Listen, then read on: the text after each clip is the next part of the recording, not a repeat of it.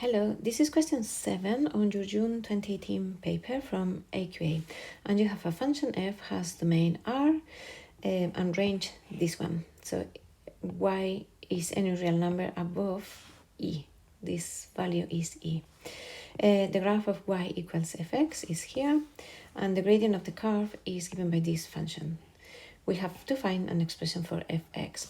If we know the derivative, we can find f or y just integrating. Yeah? So fx is going to be the integral of x minus 1 e to the power of x dx. I think the best way of integrating this function is using integration by parts, because I have two very different functions. I know how to integrate and how to differentiate both. So I'm going to use this as u, so it gets simpler when I derivate it. So I'm going to pick u, and remember, integration by parts, I'm doing integral of u dv is u v minus v du. Yeah, it's in the formula booklet. So I'm going to pick u as x minus 1, and I'm going to pick dv as e to the power of x dx.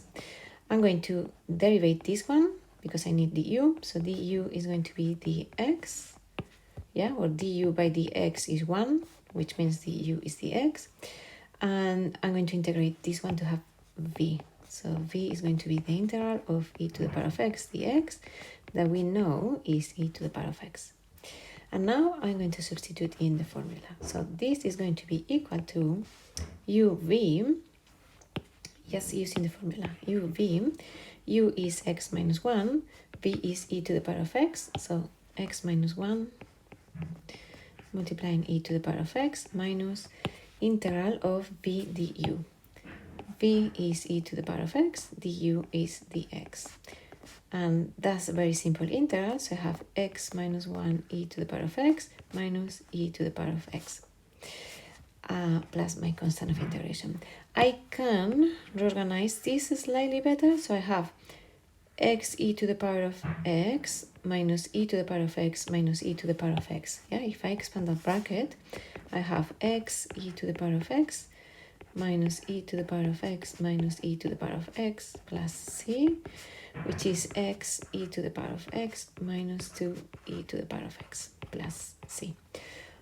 I can factorize this in e to the power of x, but I'm not sure it's worth it. Yeah, and now we are able to find this constant of integration because we know one point of the graph. So we know that this minimum value, as the y, the range is y greater or equal than e, and that's why they tell us the range. Usually they don't tell us the range, they just tell us the domain. So this value is e. I know this is the minimum. So this value happens when the derivative is 0. If I make the derivative equal to 0, I will be able to find the x. So I know completely a point, and then that allows me to find c. So derivative equal to 0, so dy by dx equals 0 means x minus 1 e to the power of x equals 0. This factor cannot be 0, so e to the power of nothing can be 0. That means x minus 1 is 0. X minus 1 is 0, which means x is 1. So my minimum is x1 e. Yeah, so 1e. So I know one point. It doesn't matter, it's a minimum, it could be any other point, but I know a minimum point, which means if I substitute that point in my function, I can find c. Yeah, so my function is, I'm going to copy, my function is y is x e to the power of x minus 2 e to the power of x plus c. No? Yeah, if I substitute the point here, I have e is going to be x, which is 1 e to the power of 1, which is e, minus 2 e to the power of 1, 2e, plus c. And from here, I have that c, just solving for c, is 2e. Yeah, that's my constant of integration, which means my function with the constant of integration is x e to the power of x minus 2 e to the power of x plus 2e. Yeah, and that's my final answer. And that's all with this question. That's, I think the bit that you can miss is that this point is the 1e, and you have enough information to find it, which allows you to find the constant of integration. Yeah, and that's all.